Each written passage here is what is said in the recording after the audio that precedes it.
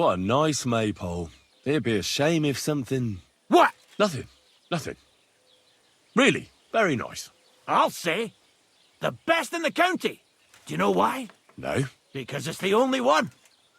We toppled the one in Jelly off. They never saw it coming. Nobody gets the better of us. I don't think they're going to try anything after that beating anyway. Even if they do, Henrik will raise the alarm and we'll kick their arses again. God be with you. And maybe wash up a bit, will you?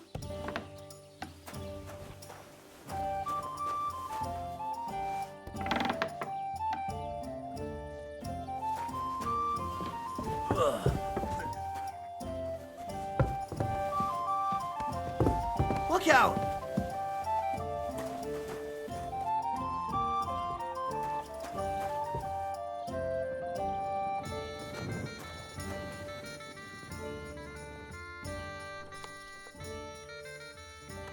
That's a beautiful maypole you have there. You don't see that every day. I reckon all the other villagers must envy you. They sure do. Them Zhelievites try to steal it, but our fellas kick their asses. Why are you so interested in it anyway?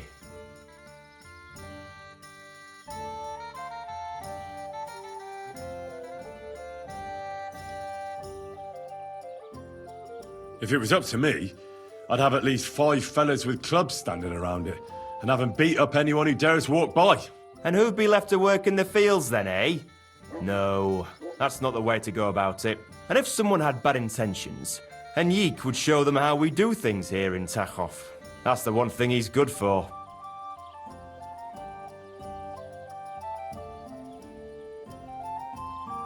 I wanted to ask about Henrik. What about him? Did he do something to you?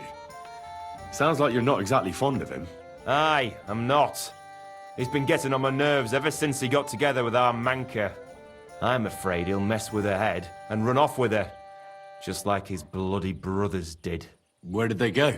What do I know? One day they just packed up and wandered off. Their village wasn't good enough for them, I reckon. I wouldn't mind if someone went and beat the thought of Manka out of his head. Maybe someone not from around here. Why not? I could manage that. He's not much of a fighter, but I reckon if you call him a vagrant or something, it'll surely rile him up. And I'll remember you did me a little favour.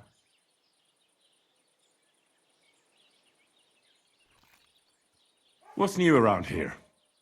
You should pay a visit to Old Mouth sometime.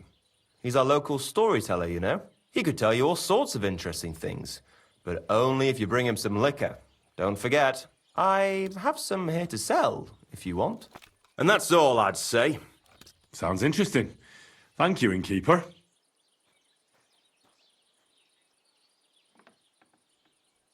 Farewell.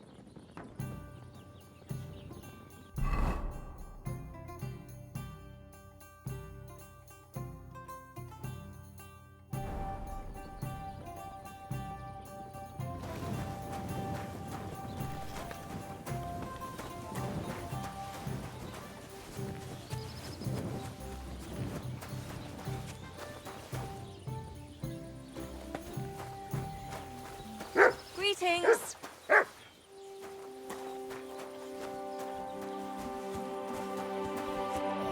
My God, you're all covered in blood. I heard you could use a helping hand at the forge. I could.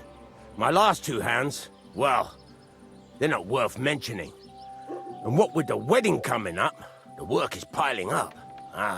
What do they call you? Henry. I'm Radovan. You should know, Henry. The blacksmithing isn't for everyone. Have you done it before? Yeah. I basically grew up in the forge. My father was a swordsmith, and not just any. He even forged swords for the nobility. For the nobility, eh? Well, that kind of experience will come in very handy for me indeed. As it happens, I have to forge a wedding present for young Lord Semine. A fine sword. So you'll take me on? Hold your horses. I'll have to try you out first. You could forge me a hunting sword as a test, so I can see if you can make a straight blade. That shouldn't give you much trouble if your father was a swordsmith, should it? Sure thing. I can get started right away. Great. Find some iron and get started then. Iron? You can't make a sword out of butter, but if you don't have your own stuff, you can get everything from the chest in my forge. Farewell.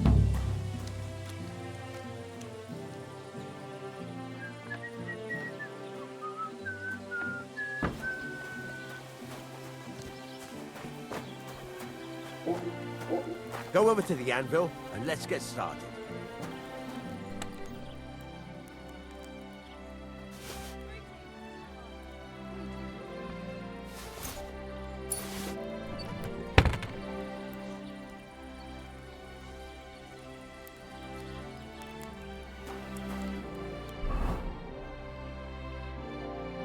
Furnace is cold now.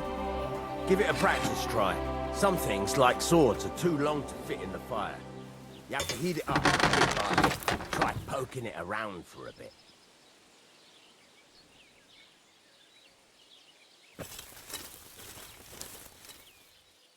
Now get the furnace nice and hot.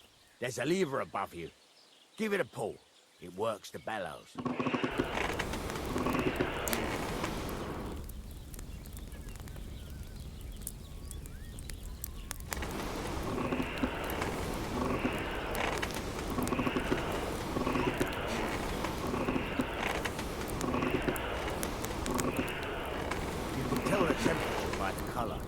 But you won't be able to tell when it's in the fire. You have to take it out from time to time and take a look. Try it out.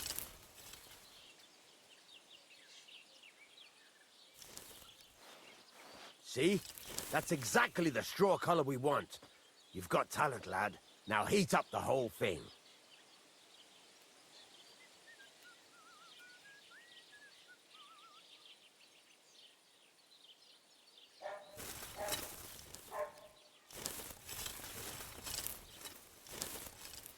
Christ, look, we just tried this. The whole thing is heated up now, so come over to the anvil. Try moving the sword along the anvil so you can get the hang of it.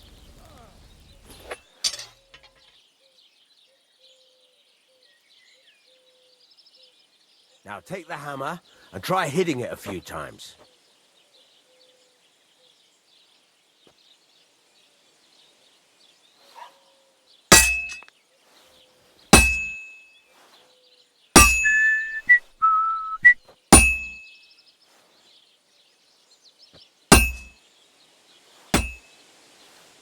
See the sparks? That's the sign of a good strike. The more sparks, the better. Also, you can hammer with different degrees of power. A stronger hit will do more, but it'll tire you out faster. Try giving it a few blows, as hard as you can, so I can see how strong you are.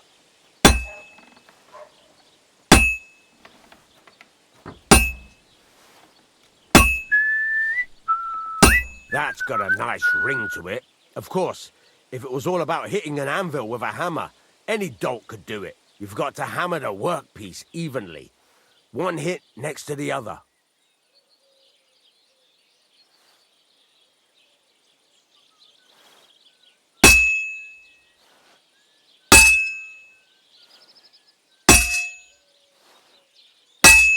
How's it going?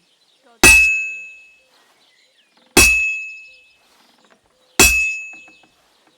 Very nice. You're doing just fine. But when I say evenly, I mean it.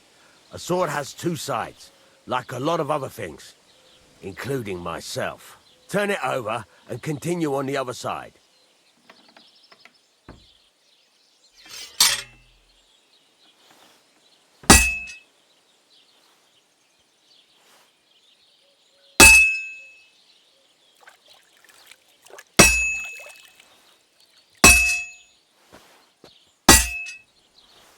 Nice. Now try forging it on both sides. The closer it is to being finished, the more it will take on the shape you want. It'll cool off soon anyway.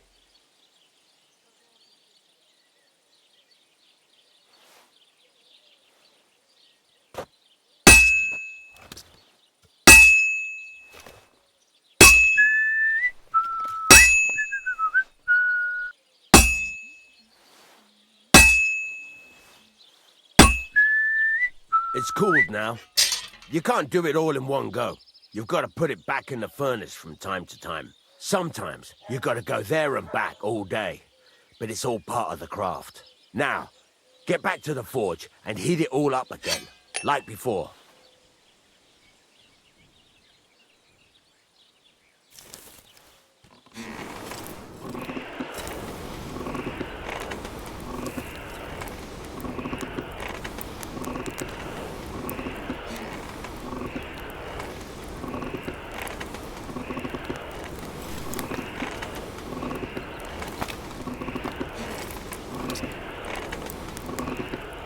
The whole thing is heated up now, so come over to the anvil.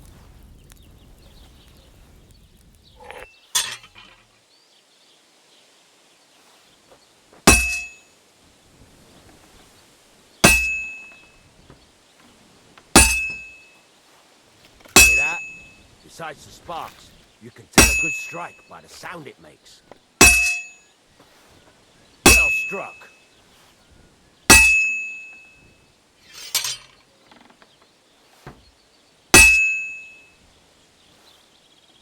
Sparks are flying nicely.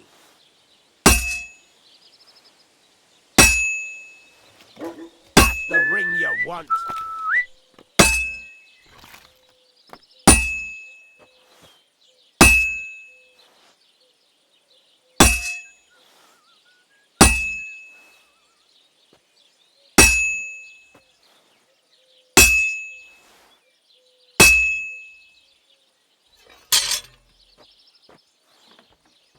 The ring you want.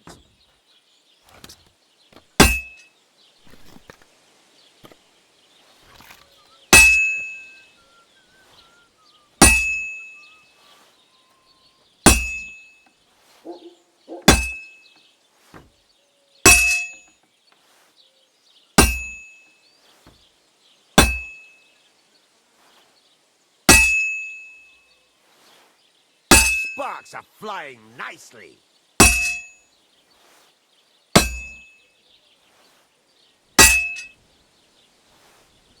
The ring you want.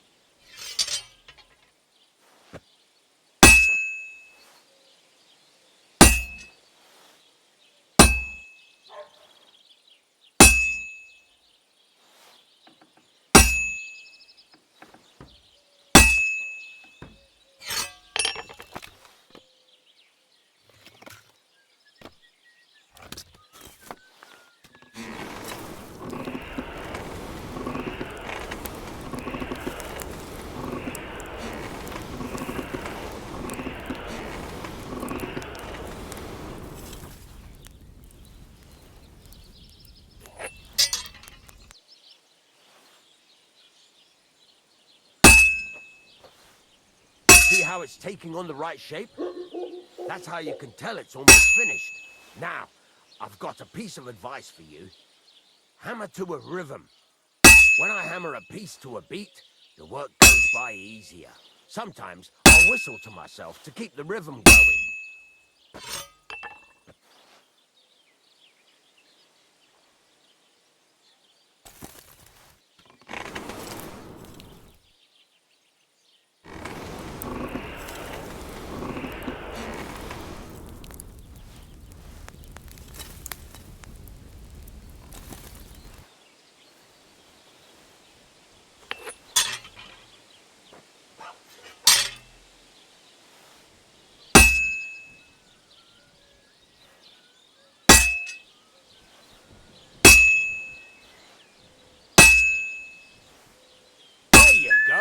You've got it finished.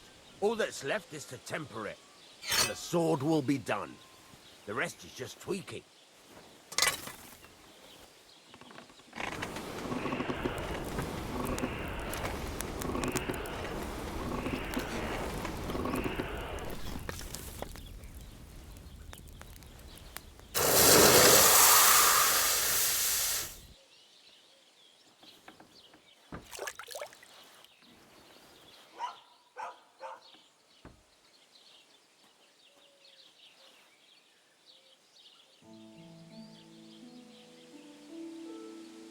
Right.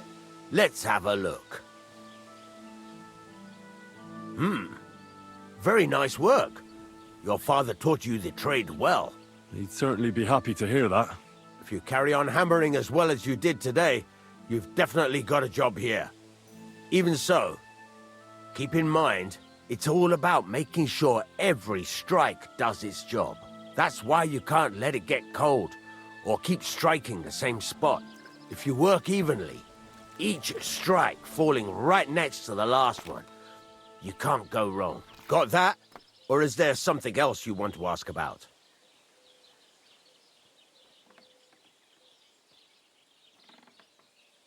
What good does it do me to whistle while I work? It makes you work to a rhythm. You won't get tired so quickly, and the iron feels it.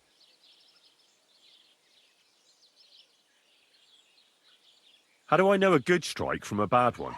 By the sparks that fly up, and by the ring. It rings out with a different sound when you do it right. What's the right way to heat up the workpiece? Do it till it turns the color of straw. Ideally, the color should be the same everywhere, if your forging's going to be even. The main thing is, don't work it cold. You just ruin it. But don't overheat it either. As soon as sparks start to fly off it in the furnace, take it out. Why should I forge evenly? If you keep hammering the same spot, you'll never finish it. You'll just fuck it up. But jumping from one end to the other ain't a good idea neither. You'd end up working unevenly. The best thing to do is aim each strike next to the one before.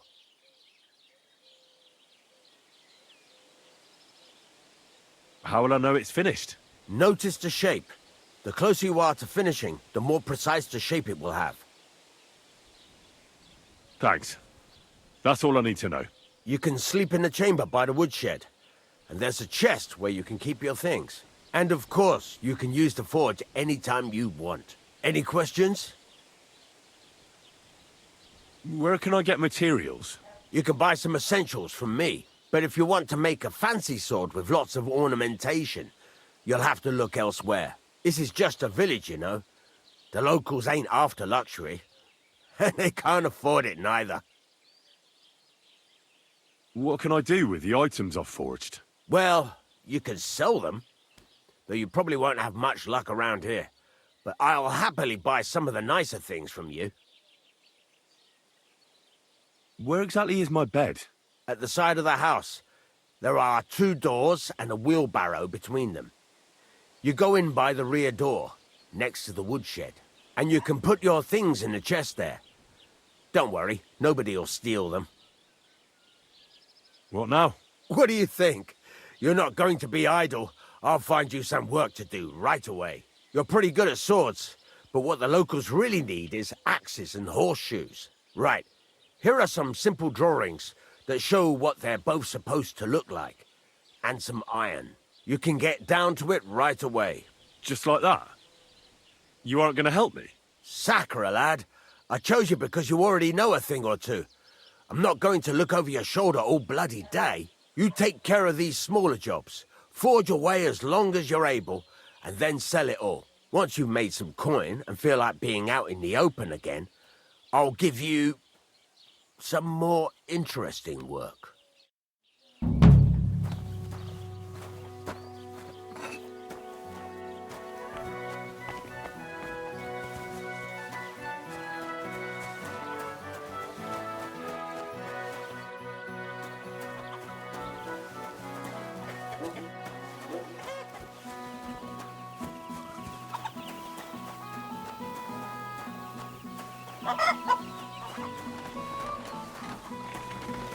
God bless.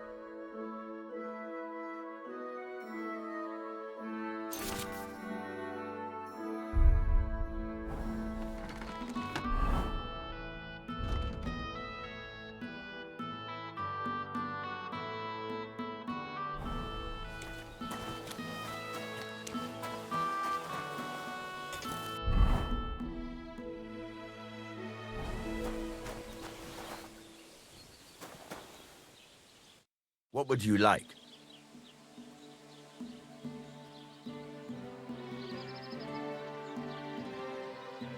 I heard you could teach me something. Yeah, all right.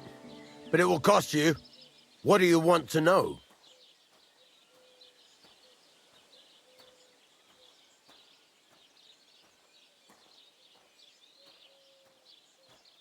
There's a couple more things I'd like to ask about smithing. Ask away.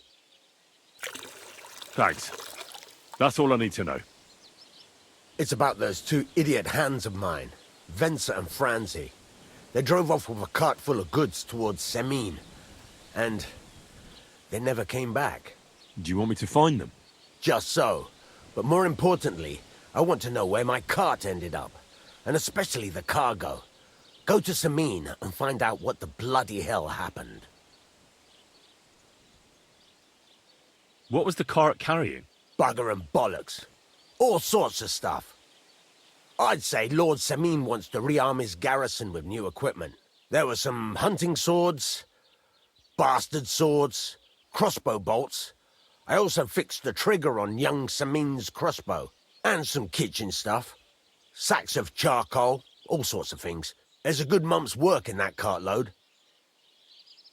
Have you any idea which way they might have gone? I could have a look along the way. Maybe their cart broke down or something. There's only one road to Semin that can take a cart.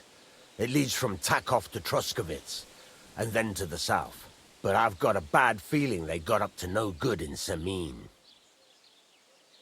Those two hands of yours, Venser and Franzi, what can you tell me about them? Can't tell you much. They're wandering laborers. I don't think they wanted to stay here with me for long, but these days I can use all the help I can get. Were they suspicious in any way? No, they worked hard. They ain't no slackers. And I can't say that about everyone. All right, I'll get right on it then. Go ahead. And if you find that pair of fools drunk, kick their asses for me. Gladly. I'll kick some sobriety into them.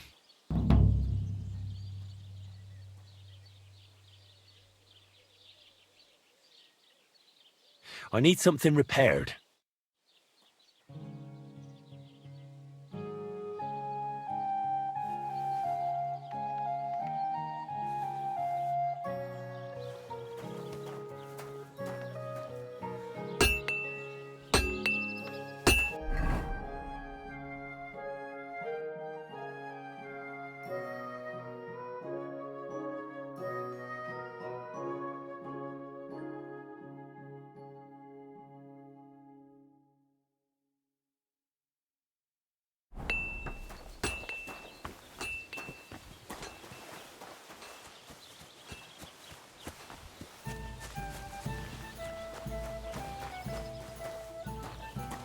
Aren't those dice sad you're just letting... Greetings. What brings you here so early in the morning? Would you like to throw some dice? What game would you like to play?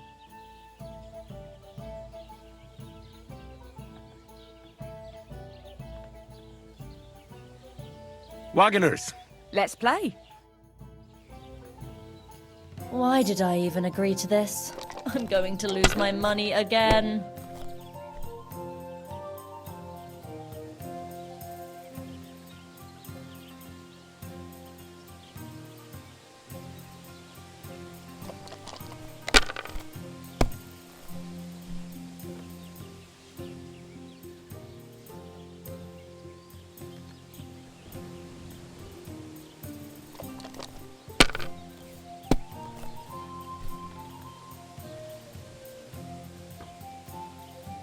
That's enough for me.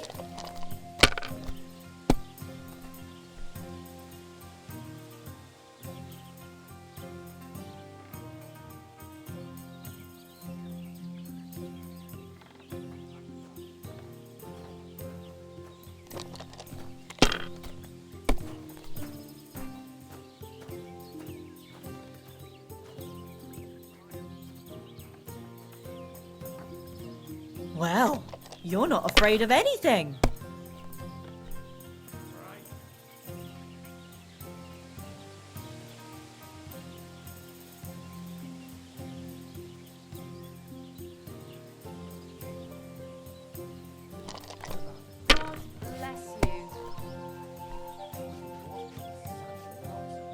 Like that?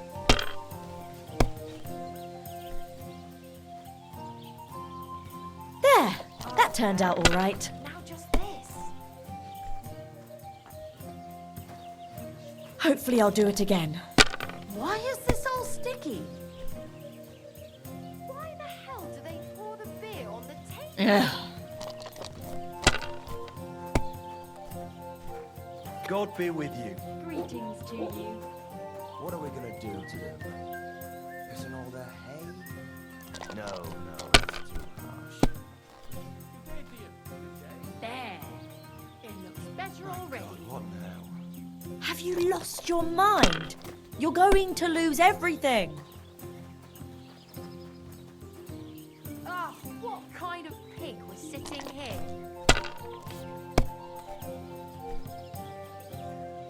Innkeeper, have you got anything to eat? Why is this sticky? Should do something to Alburn's bull. Innkeeper, a beer! God grant you health. Anxious to his horns. Finally, some luck. Bad? Aye, beer over gold, I say.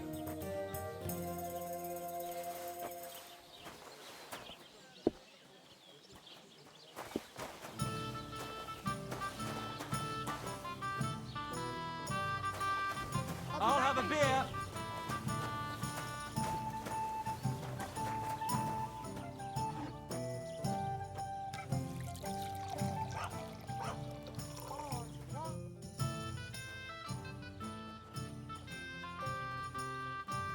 Listen, Prochak. Those Jeliovites are plotting something against you. What? Bloody hell. Old Olbram offered me some groschen to steal your maypole. Damn it! That bitter old fool just won't give up. As if it wasn't enough that we fairly and honourably took theirs, and then fairly and honourably kicked their asses when they tried to take ours. It's a tradition. That's just how it goes. But for him to send some bloody outsider like that. Hey, this bloody outsider just did you a favour and told you everything, though he didn't have to. Aye, he did. I can clearly see he's an honest bloke. And we value honesty around here. Thanks. I see the people from Takov are honest too. That we are. Speaking of which, I reckon it would be fair to repay Olbram in kind.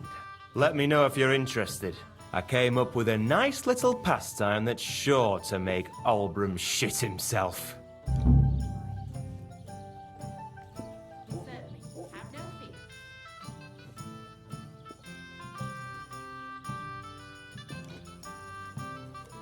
So what should I do to the Jeliovites?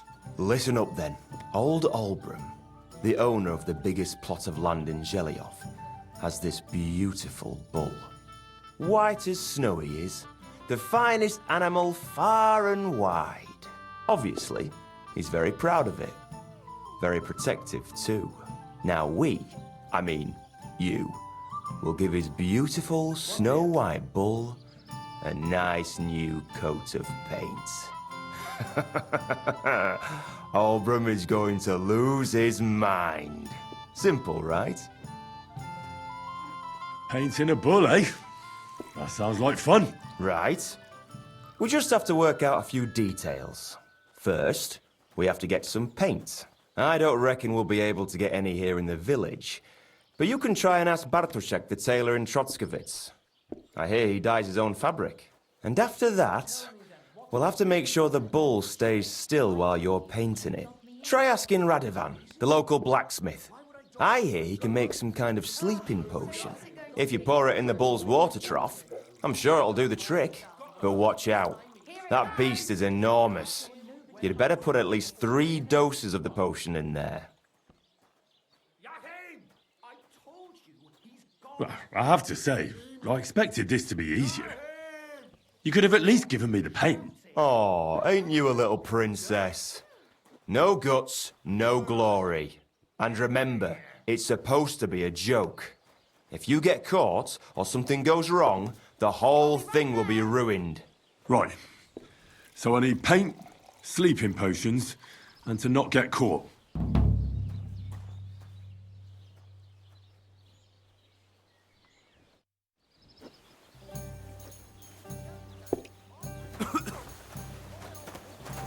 I'm sorry. Watch where you're going.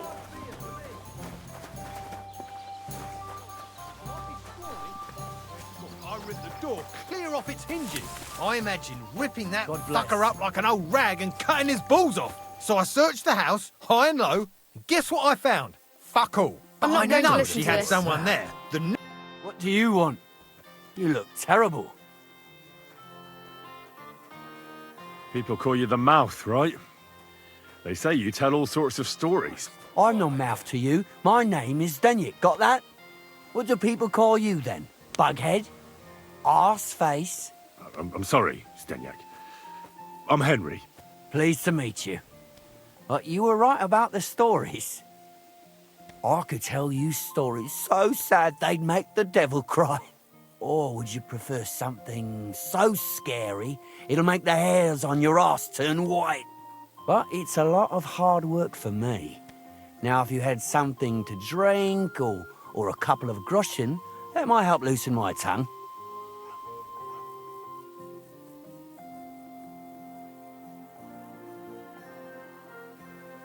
To your health, my friend.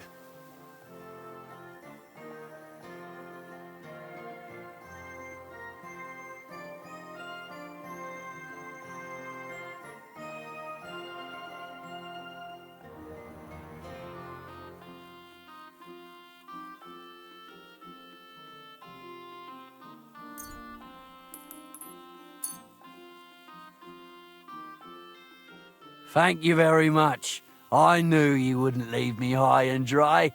So what kind of story would you like to hear? I like stories that can teach me something. Stories with a moral. Haven't you heard enough of those in church? But it's not a problem. I have just the tale for you. And it's not one you'll hear from any priest. So, once upon a time, there lived in these very lands 2 brothers. The older was called Kuba, the younger, Matthias. They were both woodcutters, like their father and his father before him. One day, at the height of summer, they were working in the woods. The air was as hot as a furnace, so Matthias went to a nearby pond to cool himself. But as he was leaning over the cold water, there was a loud splash. His axe had got loose from his belt. In haste, he began to search the muddy bed of the pond, and his hands soon touched something hard and heavy. He pulled it out and could not believe his eyes. He pulled out an axe. Yes, but not his old one. It was an axe made of pure silver. Good God. I'd grab that without a second thought. Maybe you would, but Matthias would never. He was an honest man, and with a big swing he threw the silver axe back. He searched the pond again, and this time he pulled out his own axe. Nothing but dull iron and old wood. I reckon that was the right choice. Who knows who the silver axe belonged to? Well, quite.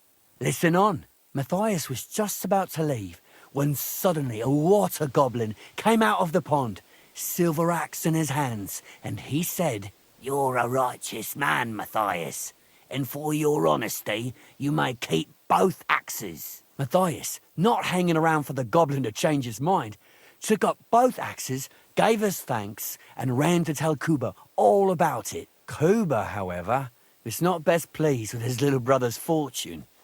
He deeply envied Matthias for his newfound wealth. So, he set out to try the same thing.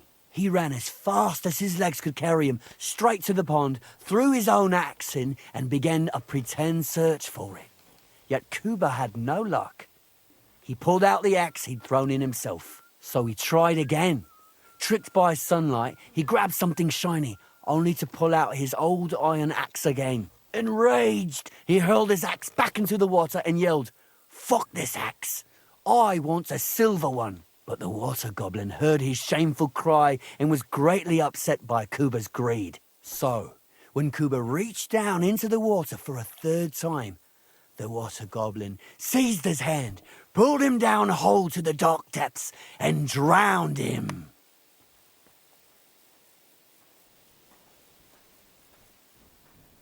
That's so cruel. I feel sorry for Kuba. Aye, and so did Matthias. He went to the water goblin and begged for his brother's body so he could take him home and bury him. But the path back from the pond led over a steep hill, and carrying the weight of the waterlogged body exhausted Matthias. He stopped to rest by an old oak tree, and he used a silver axe to cut off a branch that would serve as a walking stick. But it wasn't enough. Somehow, it was still getting harder to continue up the hill. Then Matthias realized it wasn't his brother's body that was weighing him down. It was the silver axe. The axe was the cause of all this trouble. So he started bashing the silver axe against the big stone with all his might, trying to destroy it. Yet no matter what, he couldn't even make a dent.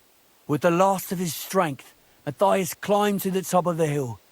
He knew he could go no further, so he found a pretty spot with a view over the valley and dug his brother a grave. There, he buried both his brother and the silver axe that had brought such pain upon them. His final act was to stick the oak branch in the ground by the grave. But lo and behold, the branch grew green leaves and became a tree. The locals have had no dealings with the water goblin since then, but some have had the bad luck to bump into him. And when you walk by the pier, where it all happened, you can still hear his chuckling. That was a very nice story. Story? What story? It's the truth. Why hasn't anyone gone looking for the axe then? Because it brings misfortune. Didn't you listen to me at all? Look for yourself if you wish. Rock Tower Pond isn't far from here. The Water Goblin's Pier is somewhere among the reeds. But leave me out of it. I'm fine here with my drink. Farewell, and wash up a bit so you don't scare anyone, eh?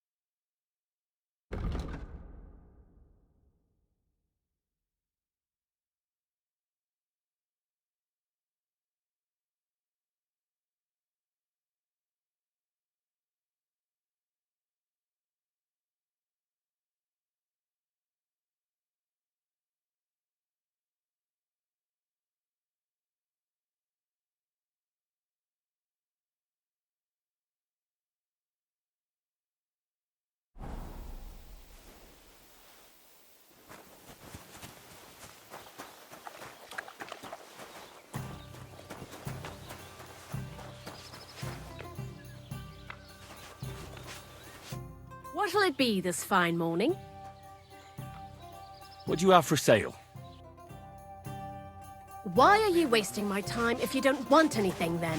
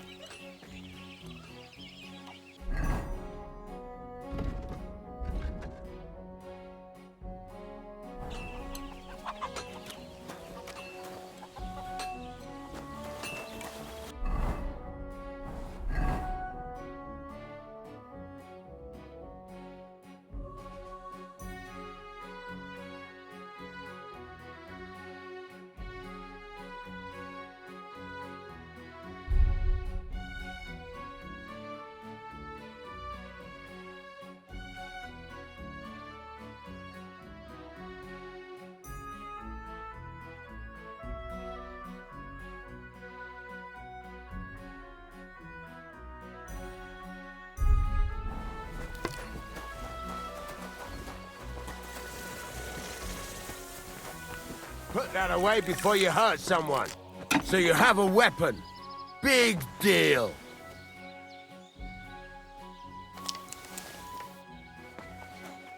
You were starting to scare me.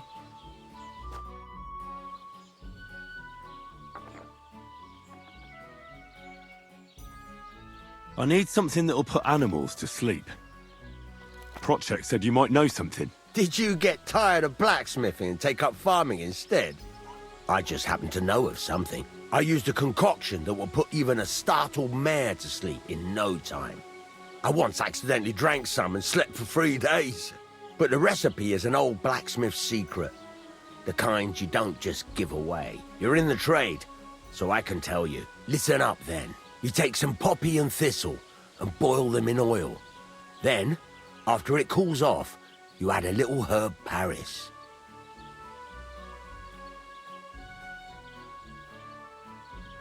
Oh, damn. That's complicated. Could you just sell me some of the sleeping potion? Are you yanking my pizzle? Offer someone a hand and they take the whole arm.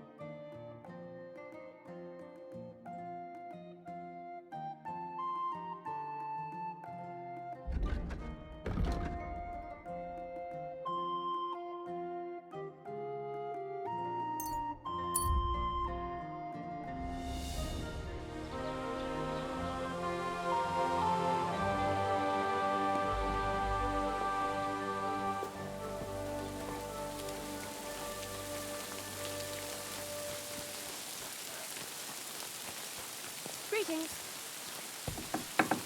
It happens! Just watch where you're going next time. Greetings. Do you need something? What's the latest news, innkeeper? Have you heard about the Divozhenka of Semaine? What Dibozhenka? You haven't seen one yet? A Dvořenka is a wild woman of the forest, an ugly, disfigured creature. You can find them deep in the woods or caves, where they make their ointments and gather magic herbs. Sometimes they hurt people, sometimes they help them. You shouldn't go there. Why not? The Samin lot did that. They were worried she might put young Lord Samin under a spell, especially now, because of the wedding. So they took care of her. And that's about it, I'd say. Sounds interesting. Thank you, innkeeper.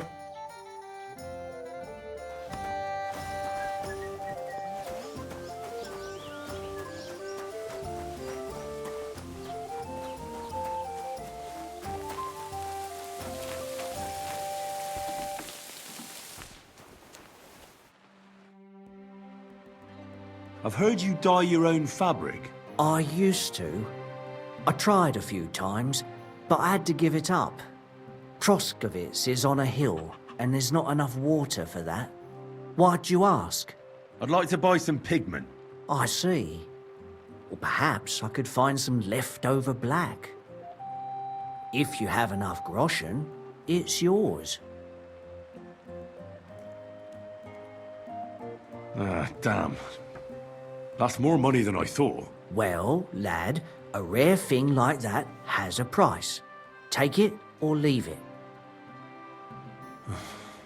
All right, here's the money. And here's the paint. Be careful not to stain yourself. Quality material like this doesn't come off easily. Is that all, or is there anything else I can do for you?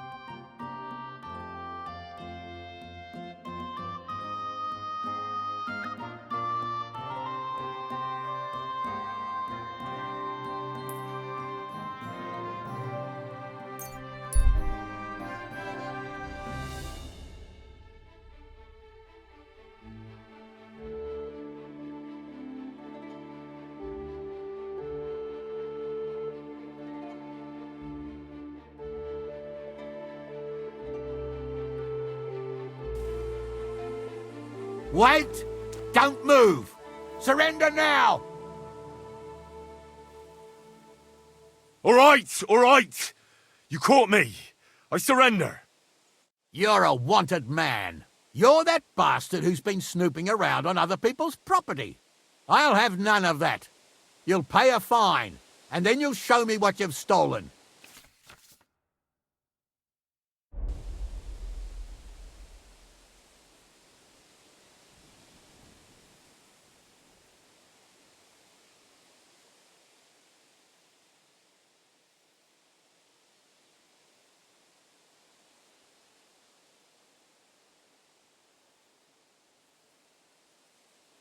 How dare you accuse me like that?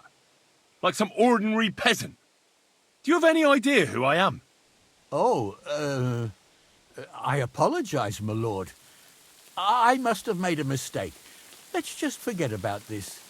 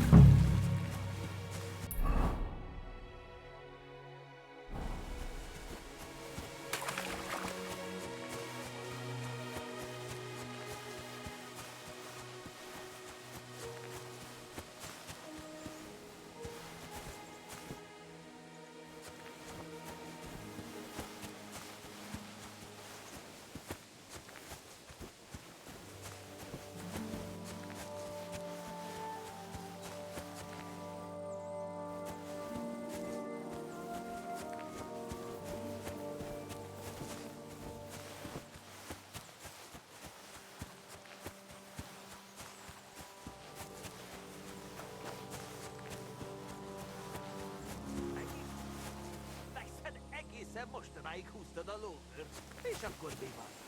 Simán bírnék még. Ez a várakozás marhára kikészít. De hát csak itt ródolsz a boszódban és várod, hogy valami falmat elrekolnál.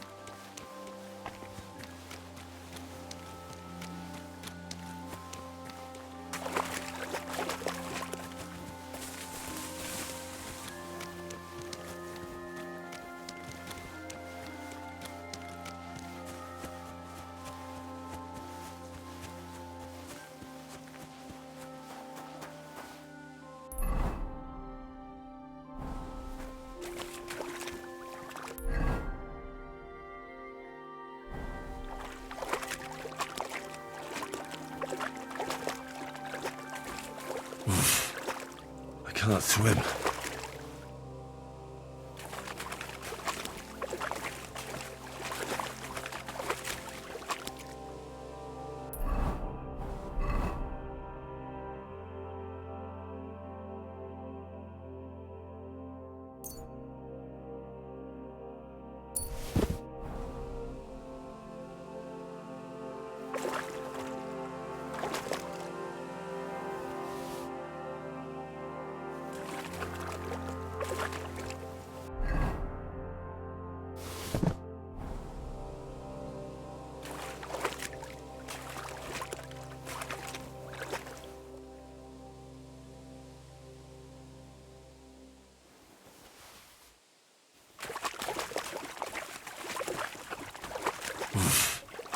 I can't swim.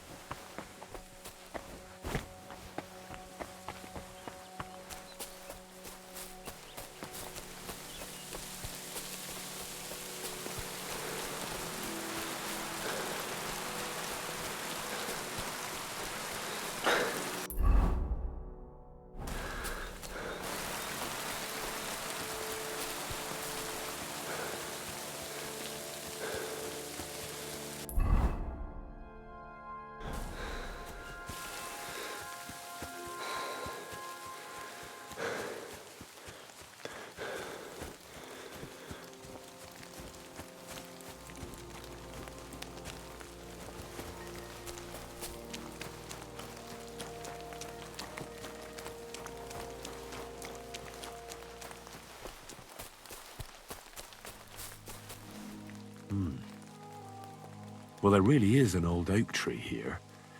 But what was the rest of the story? Something about smashing the axe on a rock.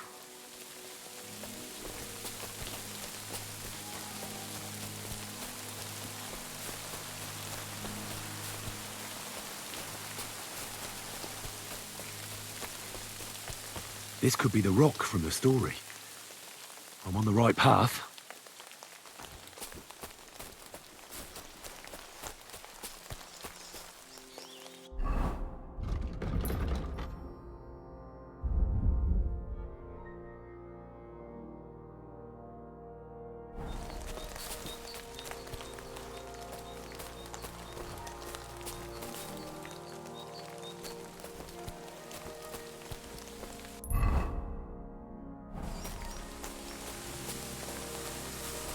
A grave under the tree, overlooking the valley. This must be where Kuba, Matthias's brother, is buried, together with the silver axe.